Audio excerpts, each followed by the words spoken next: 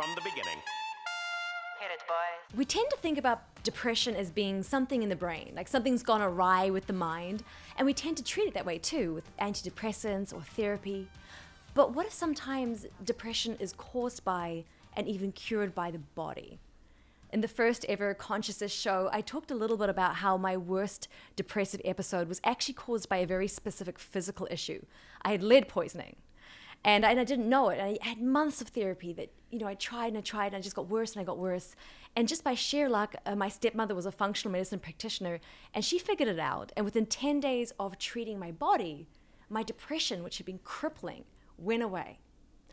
And so it's also luckily for me, I am now married to one of the top functional medicine doctors in the world. He's a 12 times New York Times best-selling author, the host of the Doctor's Pharmacy podcast and the Broken Brain docuseries, Dr. Mark Hyman. And I asked him very nicely, and he agreed to come and talk to us a little bit about, what are the physical causes and possible cures for depression. Mark, so thank you for making time. It's always broken my heart to think that there are people out there who have depression and they're doing everything they can, but like I was, didn't realize that there's a physical issue. So can you just tell us a little bit, how does the body impact the brain? Well, for years I was treating patients' physical problems. And I began to notice that their mental problems got better as a side effect. Their memory, their mood, their ADD, even things like autism. And I said, wait a minute, we know about the mind-body effect, but there's also something else going on here. It's called the body-mind effect. So the body affects the mind affects the body. And that led to the insight that led to my book, The Ultra Mind Solution, which describes the body-mind connection.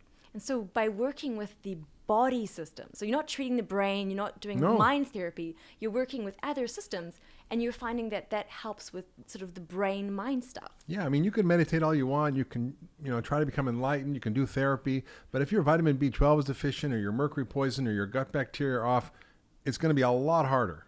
Interesting. Okay, so maybe you can take us through what are some of the common physical causes that you've seen with your patients when it comes to depression? Well, the biggest driver of depression is our food.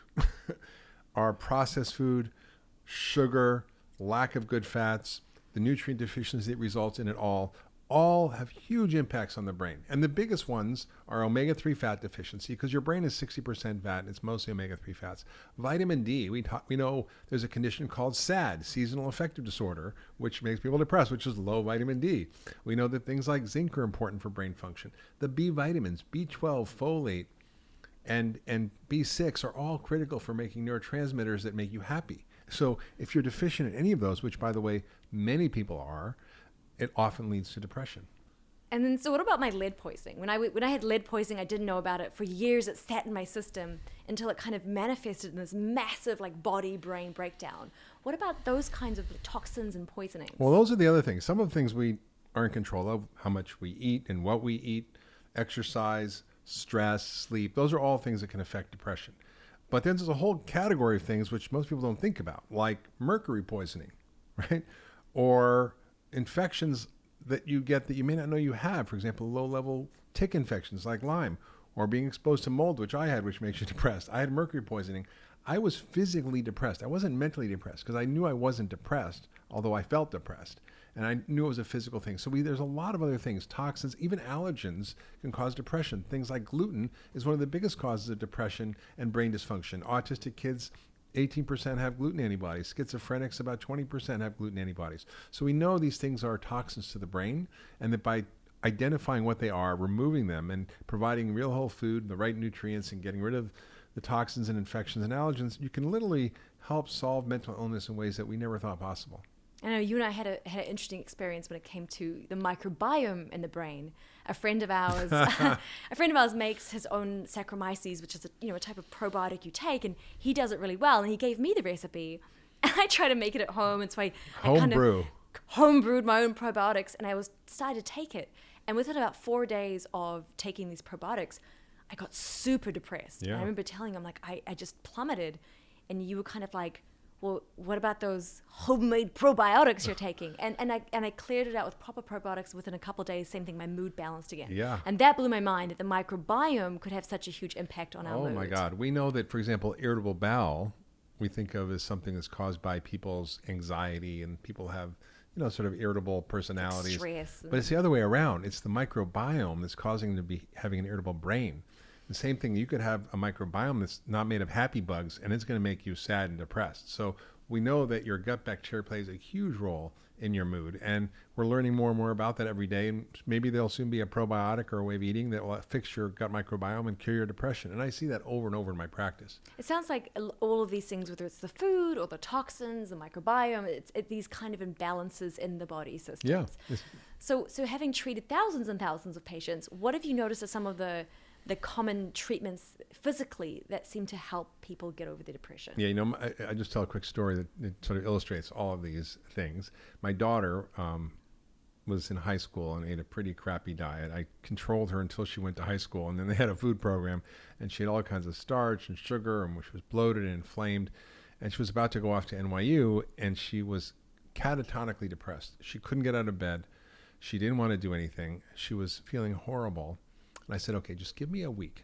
Give me a week and do exactly what I say. So every day we followed a program. We put her on an elimination diet. So the first thing I would do is put everybody on the 10-day detox diet, which is not just to sell my book. It's essentially getting rid of processed food, sugar, alcohol, caffeine, all the junk, eating whole foods. Second thing I would do is I made her exercise. So we went for a half-hour run every day. I made sure she had a regular sleep and wake cycle.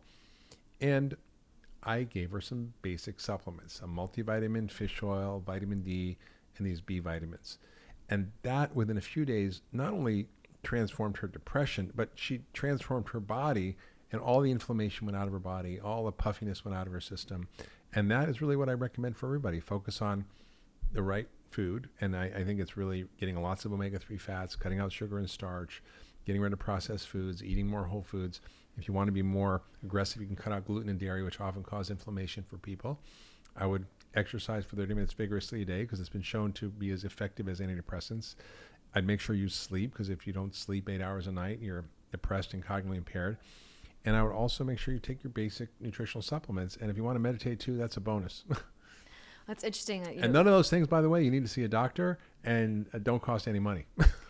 Yeah, but when you're feeling depressed, that's like really great, but often it's way too much. Like if you have a dad like you who's going to come and make you do it, that's one thing. But I think for a lot of people who suffer from depression, it's incredibly hard to motivate yourself to go and exercise and eat well. So if someone's watching this video and they have depression, maybe they've tried therapy and it's not really working, they're curious about the physical stuff, what would be like something simple, something effective they could do? Like what supplements could they start with? Something that isn't too hard to motivate ourselves to do as a good start. I mean, just cut out sugar and processed food, take omega-3 fats, take vitamin D, and take some B vitamins. That's it. What about the supercharged supplements? Like when I've had some of my depressive episodes, you've given me a couple things that were helpful. My secret weapons. Yeah, the secret depression fighting weapons. Yeah, I'm gonna have to charge for that. Yeah, there's a lot of extra helpers. Yeah, there's a lot of interesting supplements. One of the key things in your brain that creates the neurotransmitters is this chemical process. It's called methylation, and you need all the nutrients that help that process go, including B6, B12, folate, magnesium, but also there's something called S-adenosylmethionine, which is a fancy name. It's known as SAM.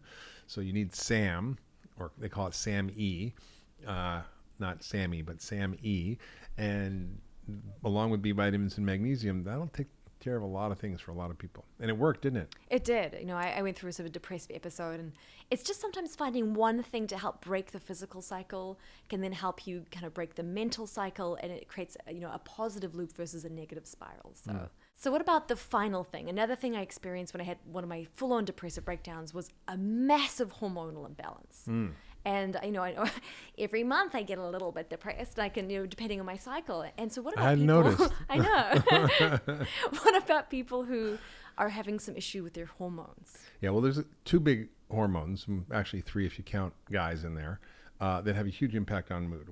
One is thyroid, and 1 out of every 5 women and 1 out of every 10 men have a low thyroid condition, and half of them are not diagnosed, and our current conventional tests don't actually teach you how to diagnose it. And I wrote a little pamphlet called The Ultra Thyroid Solution, which is a digital ebook.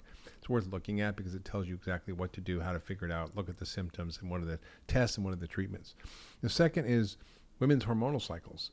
We know about PMS, premenstrual dysphoric disorder, can be very severe, and it's often because of an imbalance in estrogen and progesterone, and there are many ways to fix that, and guess what they are? Eating the right diet that I just talked about, exercising, getting sleep, and taking the nutrients. That helps it a lot.